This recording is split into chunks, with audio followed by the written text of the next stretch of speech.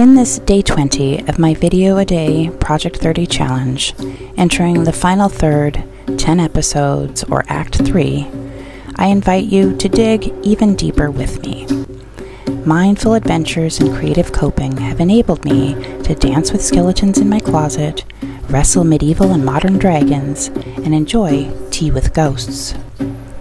I have reached out to connect, striving to expand my grasp on the purpose, implementation, and expansions of my will relative to positive impact by turning inward to transmit the genuine magic of being one subject of the human condition, a real human to actually connect with. Today, I must dare to stare into the eyes of the cohort of elephants in the room. For despite my belief in trusting in the process, I still have yet to discover the meaning and lessons of certain discomforts, certain most uncomfortable truths. If coexistence means existing amidst juxtaposing dispositions with boundless possibilities and the vitality of gleefully enriching diversity, how can we kindly discourage the incompatibilities of hostile disdain from further fracturing the collective psyche and undermining the gloriously vast uncertainties of potential? How can we maintain integrity, not capitulate, even by well-intended yet exacerbating engagement, and ultimately spare the sacrifice of empathy upon the altar of self-preservation, misguided fear? Aside from logical fears of tragic ends, such as falling from the sky, being trapped under land or sea, and of course, sustainability deprivation, a primary visceral discomfort is exposure to mental depravity.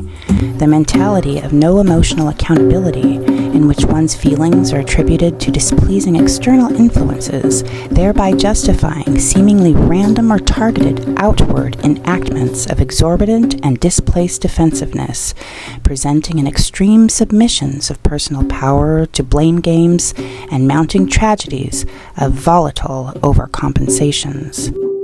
Strikingly, with introspective recognition, just below the surface of the very triggers of such a fragile mentality lay access to the key, and upon examination of the thresholds of pleasure and displeasure, approval or rejection of another's position, and other external elements miswired to be interpreted as contrary forces, perceived as a threat to offensively defend against, it is within that fractalicious entanglement in primal switches, within the mazy fortress of self, where the internal well of connectivity to the source springs fluid one's essence, sensibilities, individuality, the only power to which we are truly and must be subservient. Despite nurturing diabolical circumstances or the radiant, freakish intricacy of the embodiment of soul, empowerment is the capacity to calibrate one's own pressure and pain point alignment. When I observe misguided defensiveness pervading as hostility, I feel compassion and ache for the losses entangled in clouded perceptions of primal instinct. I have not found a better way to reconcile this than to trace the holistic human disposition back to the primary instinct of protection from alienation, most effectively through reliable bonding, which for an animal born entirely helpless and dependent provides for all secondary instincts of protection from starvation, exposure, injury, ailment, predators, and disaster. So if I was granted a wish for the holistic betterment of all, just one seemingly small thing that I believe could correct course against departures into ever more convoluted world destruction, it would be simply for everyone to have the seed from infancy nurtured into increasingly advanced methods of how to conceptualize, constructively communicate, and peacefully obtain our wants and needs with cognizance of the distinction and equal compassion for the true wants and needs of others. And now, the elephant in the room.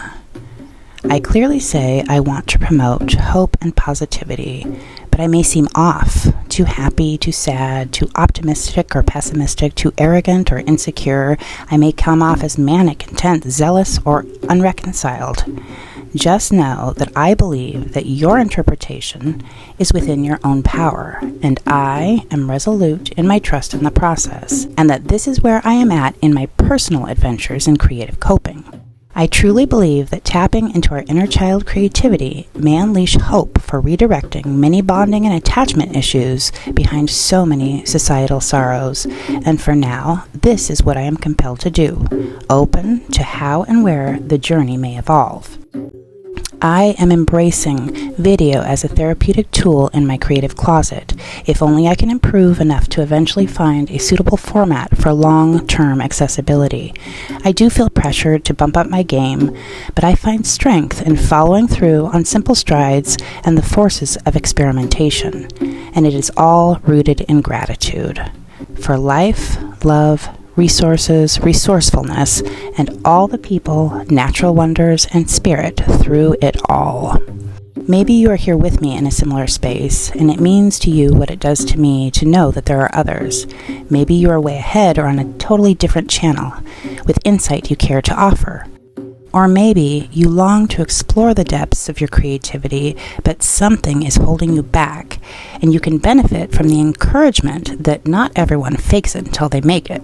Some of us find pure joy and hope in perhaps messier ways of addressing aptitudes and limitations. I must trust that this glimpse into my creative process will be of service.